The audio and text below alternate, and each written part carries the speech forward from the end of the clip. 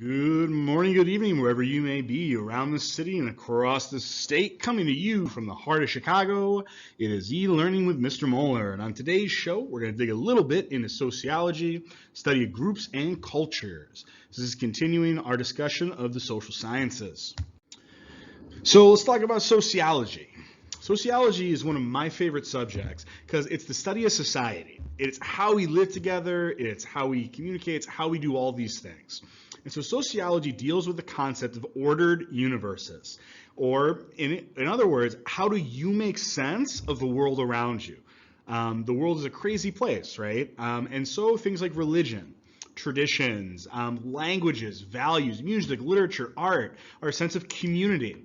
These things all kind of tell us who we are in the society, what our goals should be. And so in a lot of ways, this is how we make sense of the kind of confusing reality of living in the world. And so we talk about sociology, we talk about culture a lot. And culture is a design for living. Basically, plans, recipes, rules, norms. If you think about culture, it encapsulates just about everything that has to do with the development of a sense of identity and how that identity is going to affect the actions that we are going to take. And so symbols are a very, very big piece of this, as is language.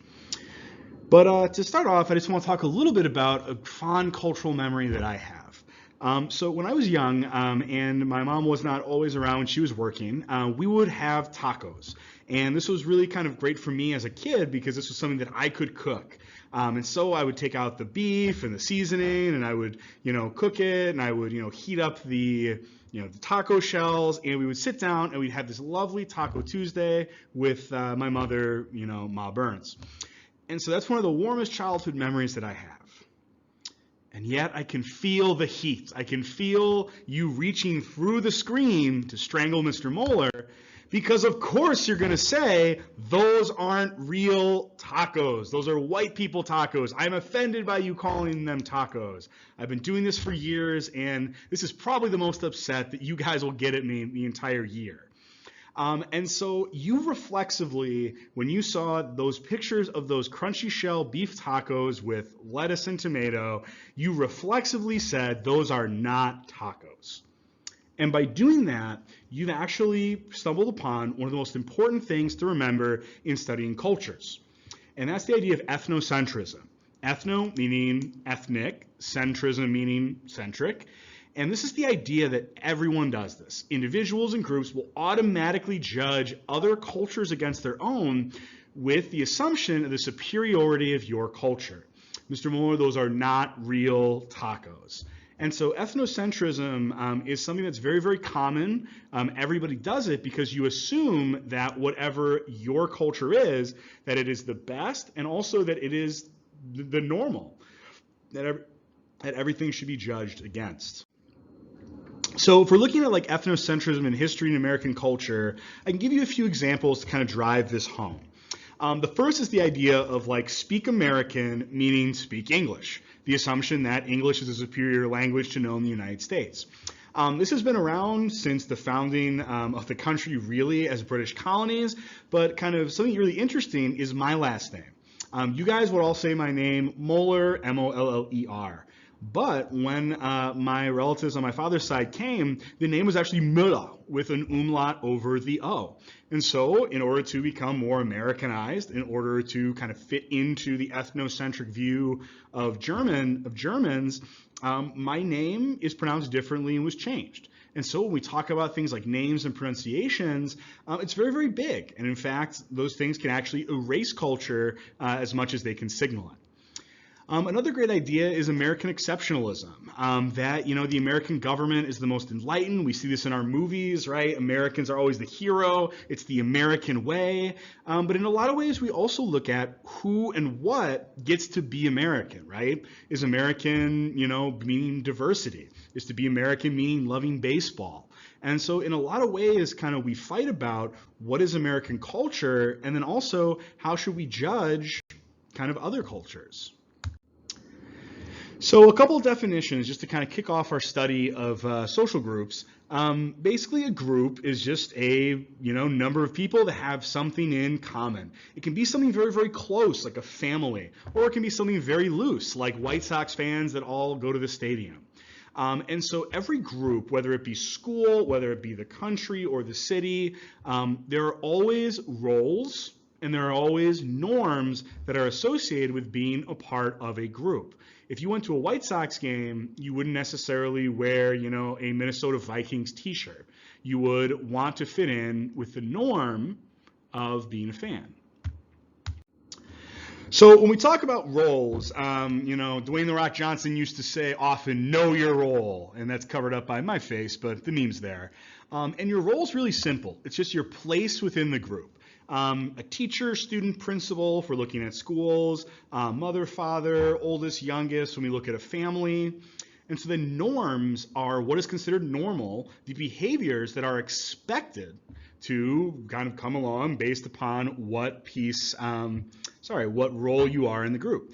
So for instance, you guys expect me to have a class prepared for you, to maybe give you detentions, I don't know.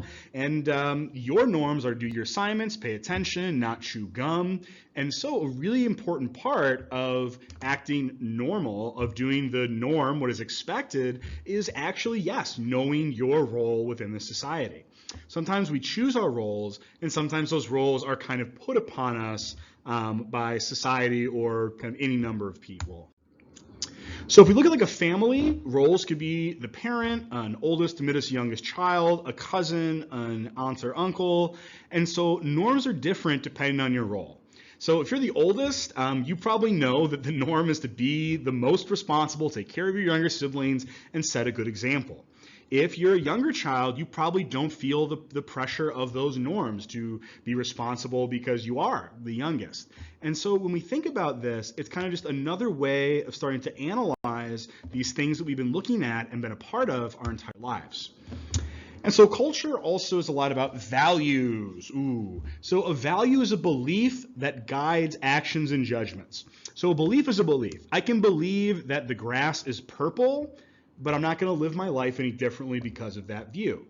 But a value belief like honesty or loyalty or equality or religion, these things affect my day-to-day behavior. If I believe in honesty, if that's my value, then I will not lie. And that will change my behavior. Even if lying would be preferable, I would still tell the truth. And so symbols really go along with values in that it's really anything, whether it be a flag, a painting, just an image, an idea that kind of has a specific meaning to a group. And most symbols are wrapped up in value statements. If you look at our school, La Virgen de Guadalupe, she is our symbol. She stands for everything that this school stands for, its values, its culture, and so that is one of the most prominent symbols that we use to remind us of what our values are. And at all Jesuit high schools, we share those same values, and the symbol of those, and it's the grad at grad. And the symbol of that is when we announce the awards at the end of the year and give out the plaques for man and woman for others, because in every Jesuit school, the values, the beliefs that we hope will affect your decision making, your actions, are really that grad at grad. So symbols, though, they don't stay the same. The swastika is actually one of the oldest and most popular symbols in human history, at least until the 1930s. So the Sanskrit swastika shows up just about everywhere in history, but when the Nazis took this very popular, recognizable symbol, tilted it, and made it their flag, they completely changed the meaning of it. Now you cannot see a swastika anywhere and not think about the Nazi Party in Germany. But that wasn't always the case. These are American teams. One is a basketball team, one is a women's hockey team, and the swastika was actually a very, very popular emblem for amateur sports teams and for everything else. And so always be aware that symbols may change over time. So when you look at a symbol, you have to ask yourself, what did it mean at the time that you're looking at the symbol? Very important. Also, too, people can be symbols. You can hold up somebody like a Cesar Chavez or a Martin Luther King Jr. or a Malcolm X and say that they represent kind of a movement, an idea, something bigger than themselves. Barack Obama leaned into this heavily with his Hope campaign, kind of taking a similar cue from John F. Kennedy, who kind of became a symbol for his generation as the youngest man elected president since Teddy Roosevelt. And so people can be symbols. And we can actually turn those people into national myths. The way that we talk about Abraham Lincoln or Martin Luther King Jr. rarely has anything to do with the actual people that they were, the choices they made, the doubts they had, because we as a society have just decided that these figures represent for us something important, something that we want to remember and hold up. And so people can become symbols in history, kind of aside from their actual historical life. And so when we look at culture, everything from popular culture to fine arts, culture is a reflection. It is the way that a society views itself and its values, and more importantly, it's how a society wants to view itself in any particular era. And so if we ask ourselves, like, what is the value represented by the popularity of Michael Jordan sneakers? Well, it's been the same as everything that Michael Jordan has put his name on. Michael Jordan stands not for the Bulls or for Chicago, but for winning. And so having the pair of Jordans means that I am a winner.